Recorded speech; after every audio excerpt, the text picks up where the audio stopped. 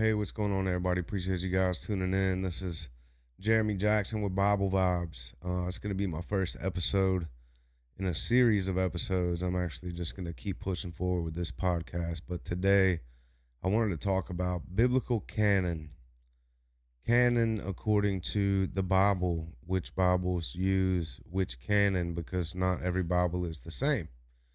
And I think it's important for everybody at a certain point in their walk to understand why the Bible that we read only has 66 books. There's books excluded, so on and so forth. I read a lot of extra biblical literature.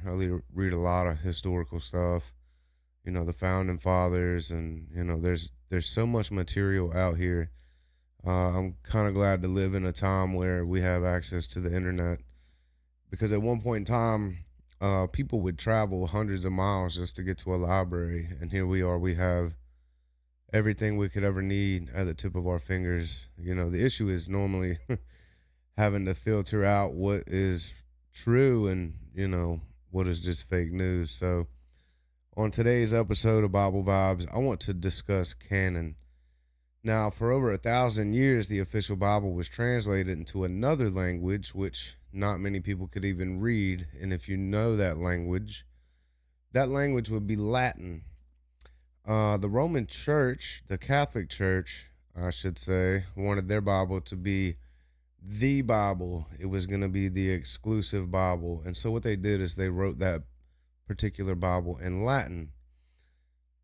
The reason for this was so that the Roman Church, the Roman Catholics, could kind of suppress everybody else outside of a select few from reading, what we would call the Bible. So they wrote it in Latin in order to eliminate the common person from actually reading, which is crazy just to think about. I understand not many people could probably read at that point in time, but to just make it to where nobody could read it unless you knew Latin. And if you knew anything about Latin is a hard language to read. It's one of the hardest languages to read. And so the Catholic Church wanted to actually keep control over the message of the Bible. That was the whole point of the Catholic Church, translating it over into the Latin language. They wanted to have control of the message, of the people, of the land, of their jurisdiction, so on and so forth. So what they did is they created what was considered to be the official translation, and that was the only one that was ever going to be used. After they wrote the Latin Bible and that particular canon, the expectation was there was never going to be another Bible after that, so that they could, in essence, suppress the people. Now, the Catholic Church wanted to keep control, and it's really a manipulation scheme if you think about it. I'm not going to get too deep into Catholicism and all that, because every religion has its flaws. So I don't just want to poke on this one and poke that one. I kind of have my own opinions about each. None of us are perfect, especially Christians. We are far from perfect, but thank God he makes us perfect. So I don't want to just shred people and shred their religion, and because they could easily do it to mine. I think your personal beliefs should remain personal, even though here I am on a podcast, getting ready to express some of the things that I believe. But I also know that, there's going to be trolls in the comments and people who disagree, and, all that's fine. But the Catholic Church wanted to keep control. Now, if you really think about that, that means that apparently they had control. Not only that, but the Catholic priests were supposed to be the only ones across the board who were allowed to even do any sort of interpretation of the Bible, hence the reason they wrote it in Latin, because most of those priests were pretty thorough in reading, writing, and speaking Latin. It was a hard language to learn and understand. So all of the priests at that point in time were really heavy into that language. And so they wanted to be the forever translation. They also wanted the priests to be the only ones who could interpret it. And so they chose a language that not many people could speak or read. right? And it was pretty much like this for a long period of time, all the way into like the 16th century. Anybody that was caught with a Bible that wasn't a priest or a Catholic priest, that person was immediately put to death. I mean, think about the 16th century. I mean, that it's like medieval stuff. So you can only imagine the way that, some of these people went. But anybody, color, creed, nationality did not matter. If anybody was caught with a Bible that was not a priest or a Catholic, they were immediately put to death. And that's one of the big things I have, not really against Catholics in general, but against Catholicism, is that that whole thing is built on power and death, essentially. I'm not saying Catholics in general, are that kind of people, but the basis and the foundation of Catholicism is just horrendous, honestly. So, anyways, get off of that. But in 1536, we have a record, right? I like to read history, and so I'll put a lot of historical facts and stuff in here. But in 1536, we have a record that an English scholar, most of you will know who this is, by the name of William Tyndale, was actually executed because he was translating the Vulgate, or the Latin Vulgate, into an English version. Because English was the dominant language at the time, and almost, every lay person or common person spoke, and, people who actually went to school and stuff and were somewhat educated could read English. But William Tyndale was actually executed because he was translating from the Vulgate or from Latin into English. And if we continue to follow history, we also run into a guy named King Henry VIII. King Henry was going head to head with the Pope at the time, which was Pope Clement VII. And so they were going back and forth. The Pope pretty much was like, you can do this, you can't do that. And King Henry was like, I'm the king, yes, I can. And so they just had this bout, and they were going back and forth. And essentially, they were arguing over the king's request for an annulment to the marriage of Queen Catherine of Aragon. And we're gonna go on Wiki, and we can look at some stuff in Wiki here in a little bit. But this was the whole debate, because King Henry was trying to get an annulment to the marriage of Queen Catherine of Aragon, and Pope Clement was like, nah, that ain't happening. So, anyways, during this period in history, different kings and countries needed the blessing of the Pope at the Vatican in order to do certain things, and specifically divorce or moral choices, marriages, so on and so forth. Like the kings would go to the Vatican, and the Pope at that time would either bless them or not. And so this is where, King Henry was having his little spout with the Pope of Clement. But in 1539, King Henry actually translated the Latin Bible into an English version, the very first one other than what William Tyndale had done.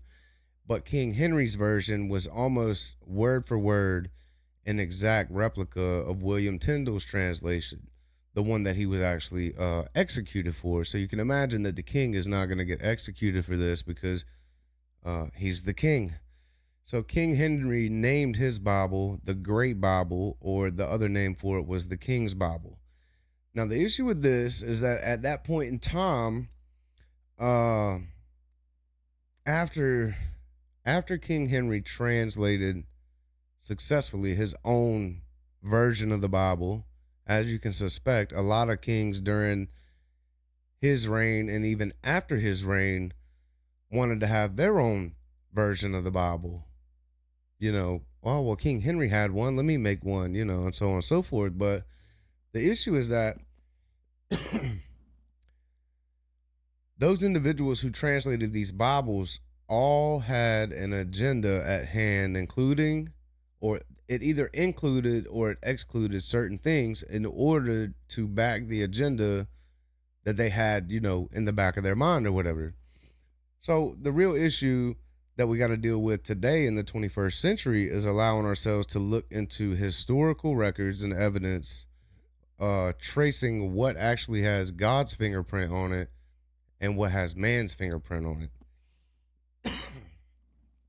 So this brings up, one of the biggest questions for me, or any Christian or seeker that I can really think of, is, you know, which translation or which Bible is the true reading that is divinely inspired by God. You know, I hear people say it all the time, like, what Bible do you read? Well, why do you read that Bible? People who read King James Version, I don't want to get on that, but the people that are dominantly, I'm only reading King James, for me, is kind of like, you don't even talk that way anymore. Nobody talks in Old English. It's very hard to understand if it's not your everyday language. It's not how you speak every day. Why would you read something like the old King James when there's a number of different variations that you could read that may actually benefit you more than trying to struggle your way through these and thous and thou nots and shout nots and all that? You know what I mean? So which version is divinely inspired by God? In my opinion, this is why going outside of your standard Bible and looking at extra biblical texts can actually benefit you greatly. So what do I mean by outside of the Bible? I mean looking at certain things from different points in history in order to establish a good foundation for what it is that you actually believe. The Dead Sea Scrolls are a great example of extra biblical literature, because the Dead Sea Scrolls were found way after that old King James was written. There's a lot of good things in the Dead Sea Scrolls. There's a lot of things missing from the Dead Sea Scrolls, but almost the entire book of Isaiah was preserved in the Dead Sea Scrolls. So you can literally find the Dead Sea Scrolls online and read the book of Isaiah word for word from these Dead Sea Scrolls. And then you can compare that to the translation that you read now and, just kind of compare and contrast and see how similar the original is from the Dead Sea Scrolls to what you're reading today. That's what I mean by extra biblical, just kind of going outside of your 66 books. So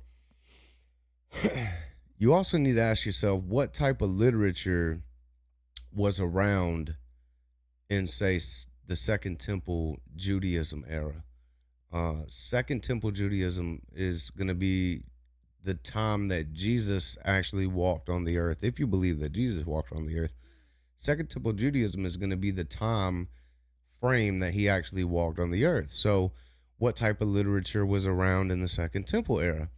And these are just things that I like to ask myself. Like, I always thought, like, I wonder what Jesus read. Like, we know there is scripture in the New Testament where Jesus pulls out scrolls from the book of Isaiah and he opens them and reads them publicly. And so always in the back of my mind, I'm like, I wonder what Jesus, like, I wonder what he read on his free time, or like, did he read on his free time? You know what I mean? So when I start thinking like that, I just kind of like go on the internet or all of my resources. I got tons of resources. So I just go on and I'm like, what's some Second Temple Jewish literature that I can look at that may not actually be word for word in my Bible? And I'll do a search and find some stuff. And, I'll get into that later on in a different podcast. But, these are just questions that I ask myself. So the other thing is, what were the Jews reading during that period of time? Because it would have been the same thing that Jesus would have been reading. So if I can't find exactly what Jesus was reading, all I have to do is look at the culture that he lived in at that point in time, which would be the Jewish culture, depending on Pharisees and Sadducees and all the different sects or whatever. But, what was the dominant literature at that point in time? Because Jesus would have been reading, some of the same things, if not all of the same things. Now, this brings me to another point. The oldest known Bible currently in the world is not a Catholic Bible. I hate to bust your bubble. It is actually an Ethiopian Bible, and it's actually older than any known European literature as far as scripture goes. The Ethiopian area had long been evangelized before any of the European area had been evangelized. And it really makes sense when you read the Bible because, in the book of Acts, you see the Ethiopian eunuch and he's down by the river and, he's getting the gospel and then he leaves going back to his country. So I would imagine that guy took what he learned at that moment and he went back home and he gave that to the people that lived there. And that just carried on and carried on and carried on. Now, the Ethiopian Bible actually includes 81 to 88 books, with one of those books being the book of Enoch. Now, why is that important? Because the American Bible that we read, which, has a lot of Catholic roots, has 66 books. So the oldest known book on earth, according to what we call the Bible, actually has 81 to 88 books. And this book was not influenced by Catholicism whatsoever. It actually predates anything as far as the Catholic Church goes or European culture and time and all that. Anyways, back to the canon. So to be included as an official book of the Bible or canon, a book must be considered to be divinely inspired by God. So in order for any book in the Bible to be canon or considered to be canon, it must be divinely inspired by God. And that's how you figure out, or okay, well, what is canon? What does that even mean? That means it's got to be divinely inspired by God. So the question that immediately follows this statement is, who then decides what is divinely inspired? I think that's a really good question, because if you really get down to the nitty gritty of the whole thing, you come to realize that it's really just a group of men with specific agendas who would determine what was and was not inspired, right? You can do a little research. I'm not going to give you all of the sources. Do a little homework yourself. But when you get down to it, there was different groups of men, and they all had a specific agenda.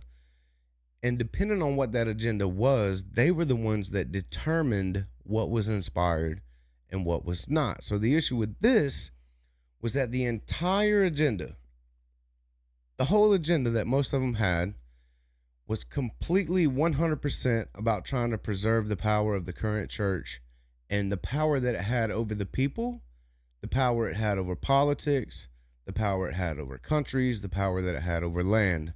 So the agenda was 100% about politics. It was political status, and it was a lot to do with economics, point blank period. So the canon development itself actually had nothing to do with a person's personal spirituality whatsoever. It was all agenda based. It was all politics, it was all money, and it was all status.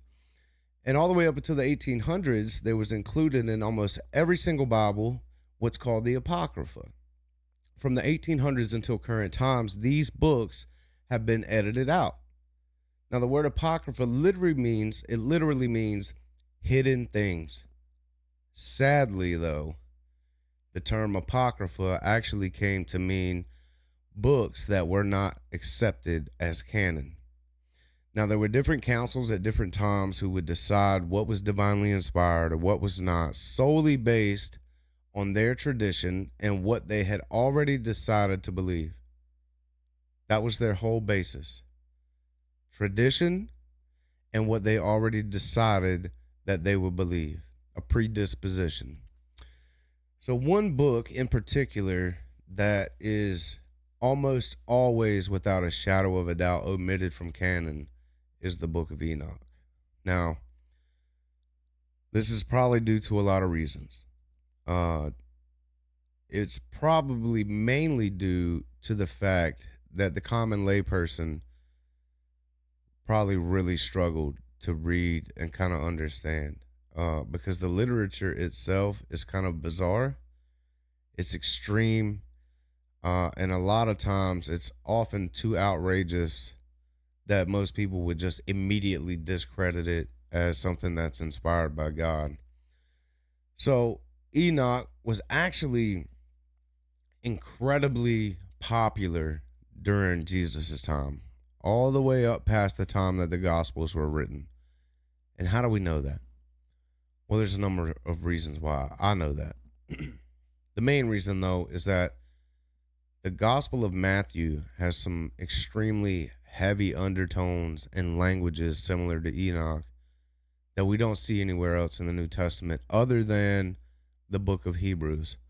So Matthew and Hebrews have some heavy undertones or heavy underlying things that you can actually see uh, below the surface that are really influenced by the book of Enoch, which is kind of why I want to gear my first series of podcasts just to the book of Enoch, specifically Genesis, but Genesis 1 through 7 is going to be all about the book of Enoch, and I'm going to touch base in some other areas throughout the Bible. Jesus even quotes things out of the book of Enoch. That's kind of beside the point. So, you know, the Gospel of Matthew definitely has some undertones and a lot of language that is similar to the book of Enoch, which would lead you to believe that the author of the book of Matthew not only read Enoch, but was heavily influenced by the book. So, sometime before the 4th century, nobody really has a number, the book of Enoch was excluded from the Hebrew version of the Bible, and it became discredited by all but two early Christian churches. I'm not going to tell you what two they are. Do your homework. Give you something to do, you know. The most profound thing, though, about the book of Enoch is his elaboration on the giants, on the watchers, the Nephilim, heavenly places, stuff like that. And that's really the most profound thing about it. And I think that's probably why a lot of people really struggle with the book, because most of us like surface level Christianity. We like the feel good message, God is good all the time, and all the time, God is good. Yeah, that sounds perfect. I'm not saying you're not right, but, at what point does surface level Christianity, or shallow Christianity, call you to actually go deeper, And so deep calls out to deep, the things of God. But Enoch is really, really heavy on the giants, the watchers, the Nephilim, the fall of man, judgment, the second coming, the coming of the Son of God, all of these things. And it's really amazing when you start reading it. I think that's kind of why I'm drawn to wanting to do this. But the book of Enoch actually gives you a different perspective of God as well, because the way that most Christians in Western culture view God according to the Old Testament is not this loving God. He is power hungry. It seems like he's mean.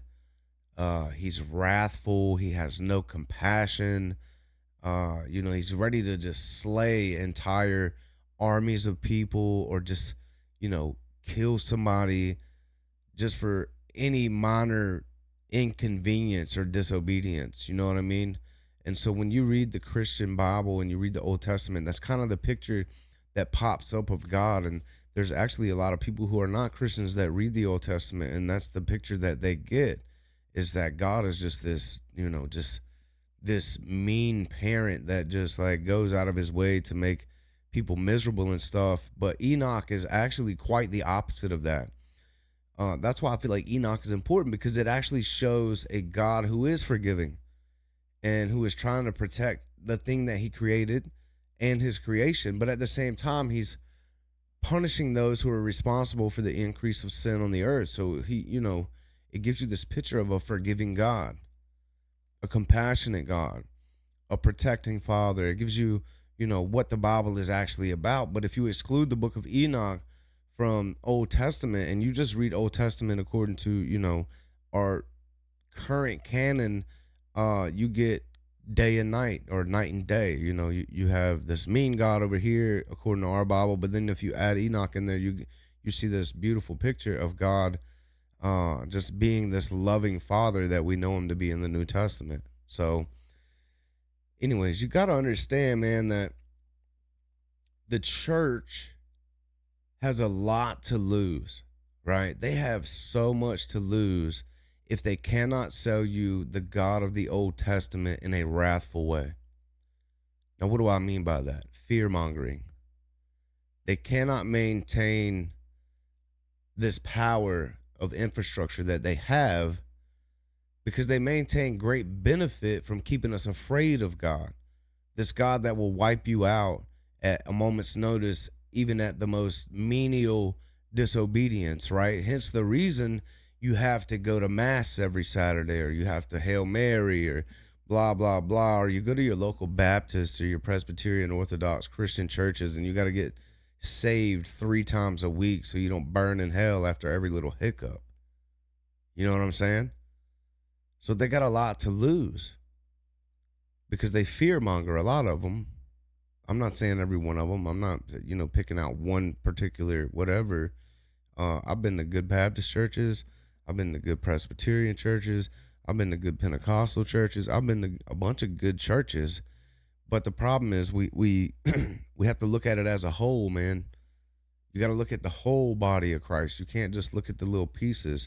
How are we doing as a group? Because it's definitely a group effort. So anyways, what I want to do, I'm going to switch over to this, and we're going to look at the wiki. Wikipedia has some really good information. It's the encyclopedia of our day. So I want to look at what wiki has to say about biblical canon. Now, the picture on your screen during this recording may be smaller than what I'm reading, but it's going to be cool. It's going to be all right. You can go back and zoom in because YouTube is great.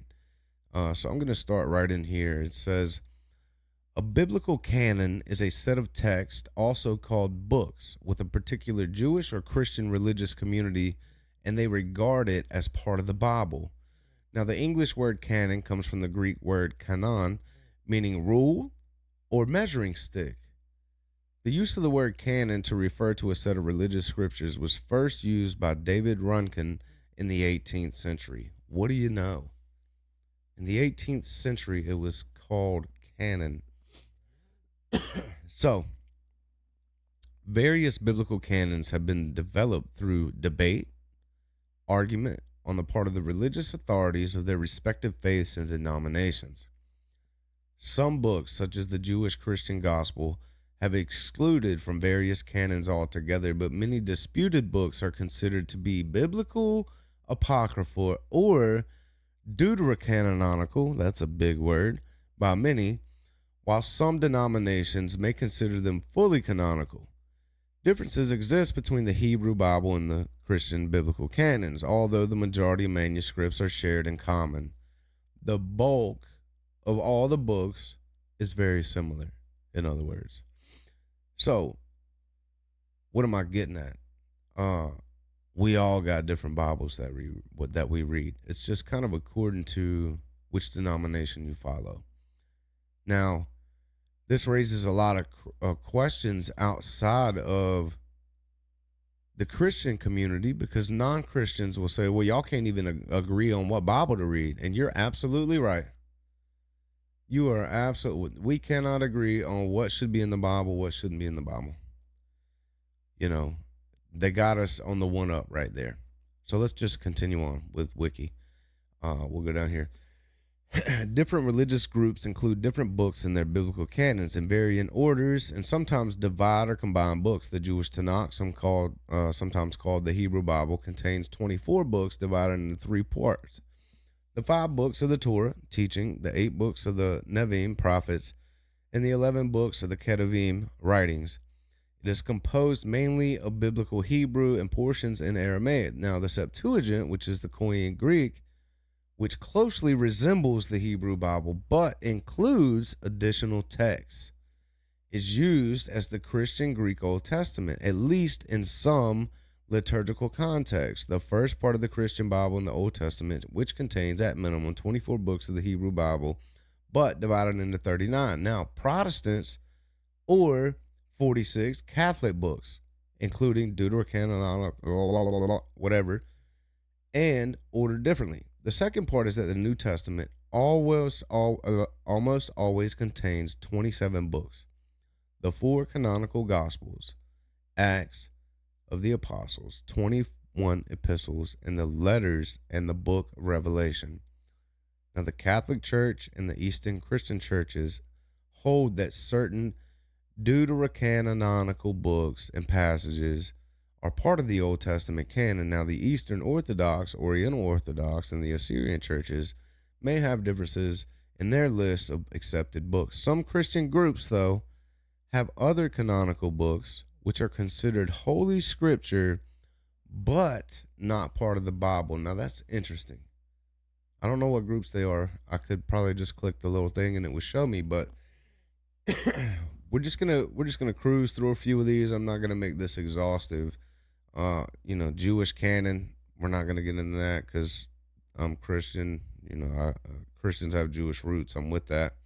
Uh, but I'm not going there. Anyway, Samaritan. We're gonna skip on that. Now here we go. Christian canon.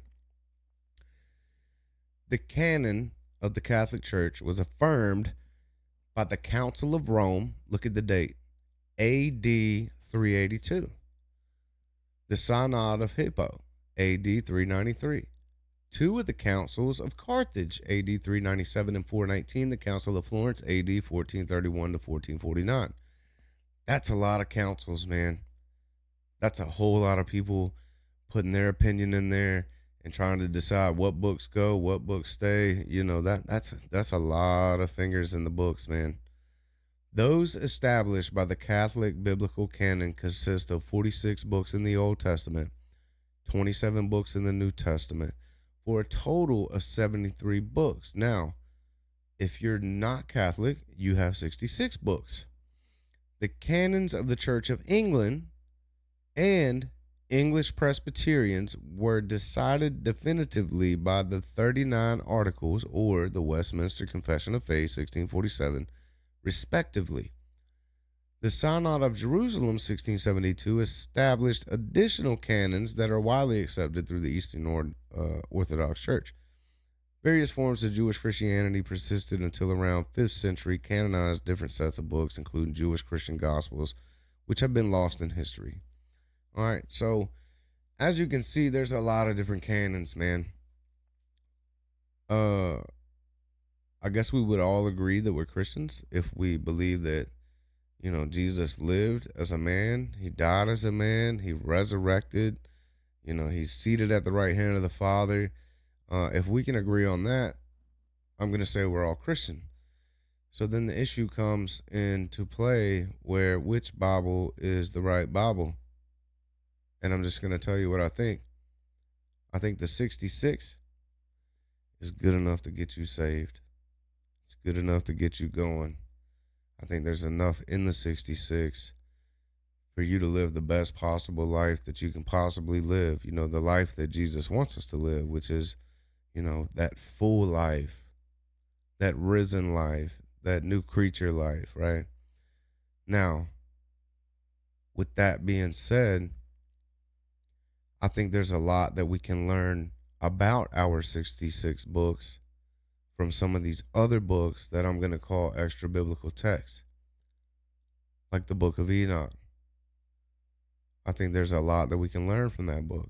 And so my first series on my podcast is going to be about the book of Enoch. And read whatever Bible works for you, man. It's not going to bother me that, you read a Catholic Bible. I've read a Catholic Bible. I've read a Jewish Bible. I've read the One New Man Bible. I've read a Hebrew Bible. I read lots of different Bibles. And at the end of the day, the only thing that really matters is, do you believe? Do you 100% believe? Because if you believe, you're saved, right? If you believe in him and all the stuff that he did for you, if you 100% believe, then you're saved, right? Everything else doesn't really matter. To me, it doesn't. You know, what I believe, I believe different than most people. You probably believe different than most people. And I know from experience what I believe today about the Bible, Christianity, Judaism, is not what I believed 10 years ago about those things, because I've noticed in myself personally that as a Christian, I evolve in my learning, in my understanding, right? Because I put the time in, I do my homework, even though I'm not in school. I'm actually in school, but I'm not in school to become some sort of scholar or like, learning Hebrew and Aramaic and Greek. And like, I mean, in my personal walk, day to day, uh, my daily devotions, my studies, all the stuff that I do for me, not for anybody else. I've noticed that I have evolved in my thinking and my understanding, right? So, anyways, I'm glad you guys tuned in, man. If you don't mind, hit that like and subscribe button. I'm gonna be posting videos. I'm gonna probably try to spend most of my weekends, since I got my podcast station or lab set up. I'm probably gonna spend a lot of time on the weekends just recording hours and hours of content, and I'm gonna try to drop, probably 5 or 6 1 hour episodes a week, best I can. Depends on what's going on the weekend with the family and stuff, man. But I really do appreciate you guys just checking me out. We're gonna grow a little bit. We're gonna get stretched a little bit. I just really hope the Lord blesses this, that I'm able to just, kind of give back some things that He's given me. We may not agree on every single point, and that's fine. We don't all have to agree, right? We don't have to like each other, but we do have to love each other. You know what I'm saying? We don't have to agree on every single point, but we have to agree on the core principles. So, anyways, man, I appreciate y'all tuning in. Until next time, y'all be blessed. Stay up. We love you, and we'll see you on the next one.